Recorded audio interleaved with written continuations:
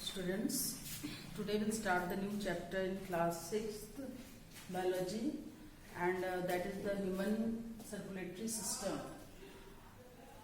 In the previous class we have studied about the digestive system as well as respiratory system, and today we'll study about the circulatory system.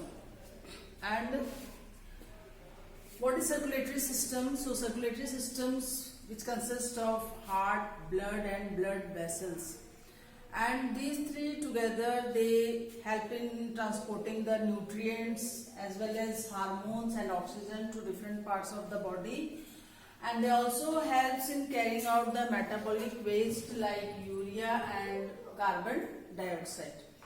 So these two are the main functions of the circulatory system, and that we will study today about the different components of the circulatory system. And if we study the different parts of the circulatory system, it consists of three parts, as I have already said: blood, blood vessels and heart. What is blood? First we'll study. So blood is a circulating fluid, and it is actually the red colored fluid, thick fluid, which flows in the blood vessels. Blood vessels, you know about arteries, veins and capillaries. Three blood vessels are there, and in these three blood vessels the blood flows. And what is the main function of this blood is that, as in the above I have told you or written here, that it carries or transport nutrients, hormones and oxygen, and as well as it helps in carrying metabolic waste like urea and carbon dioxide. So that is only the function of the blood, because blood is a part of the circulatory system. So it carries the nutrients, different nutrients. They carry proteins, amino acids, vitamins, hormones and many other things. They are carried by the blood, as well as the blood also carries the different respiratory gases. Like we take oxygen, oxygen combines with the blood to form the oxyhemoglobin, and that is transported to different parts of the blood.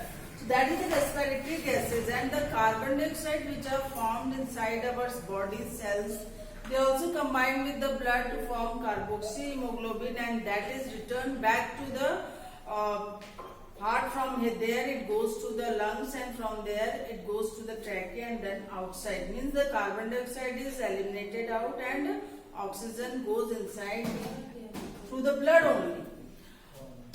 And if we study the different components of the blood, actually the blood consists of the four components, and these four components are plasma, RBC, WBC and platelets.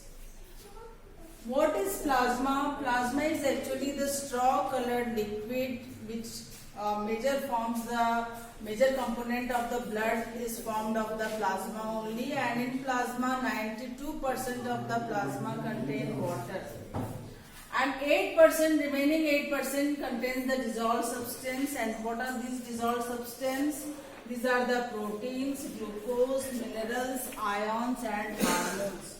So these are the different components, or we can say dissolved substance, which are found in the plasma. Actually the plasma is a straw colored liquid which are the main component of the blood. And this second part of the blood contains RBC. RBC is mostly, means it is called the red blood cells or red blood corpuscles. If you study the structure of the RBC, it is biconcave in shape, as well as they lack the nucleus, means nucleus is absent in the RBC, and especially the RBCs are found in the bone marrow.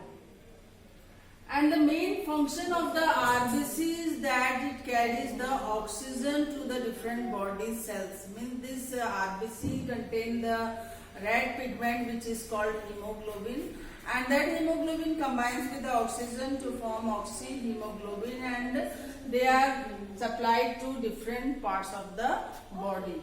So that is the main function of the RBC. Means RBC is the carrier of the oxygen, we can say. And if we study about the WBC, WBC is specially called leukocytes, and it is not red in color because it lacks hemoglobin. it is colorless and but larger than RBC. Means the size of the WBC is more than the RBC, and WBCs are more in number and many nuclei are present in the WBC, whereas nucleus is absent in the RBC. And these WBC, they contain many antibodies, and these antibodies help to fight from the germs. Means they kill the germs and protect our body from diseases. Means they defend our body against the diseases or against the germs. So that is the main function of the WBC, because it contains the antibodies. If we study the fourth component of the blood, and that is the blood platelets, and they are also called thrombocytes. As RBC is called erythrocytes, WBC is called leukocytes, and platelets are called thrombocytes. And they are formed of special bone marrow cells, and they are also irregular in shape as well as lack nucleus. Means nucleus is also absent in the platelet, just like the RBC. RBC also doesn't have any nucleus, means they lack nucleus. So, and the main function of the platelet is that it helps in clotting of the blood. Clotting of the blood, because it contains thrombocytes, it is called thrombocytes. So it helps in clotting of the blood. Whenever there is a cut in our body, in any part of our body, then the bleeding starts, means the blood comes out, oozes out. But due to the deposition of these thrombocytes of platelets, presence of the platelets, the bleeding stops and protect our body from the excess loss of blood. So that is the main function of the platelets. And we'll study the different blood groups. So there are four different blood groups: A, B, AB and O. So here these four blood groups, out of these A, B, AB and O, out of this any one of the blood group is present in our body, found in our body. And out of these four blood groups, A, B, AB and O, AB is called universal recipient because it receives the blood from any of the blood group person, and O is called universal donor. Means the person with blood group O can donate blood to any of the person with any blood group. So this is about the different four blood groups, and in tomorrow's class I will explain you about what are the different antigens as well as the antibodies which are found in these different blood groups. That we'll discuss in the next class. Thank you.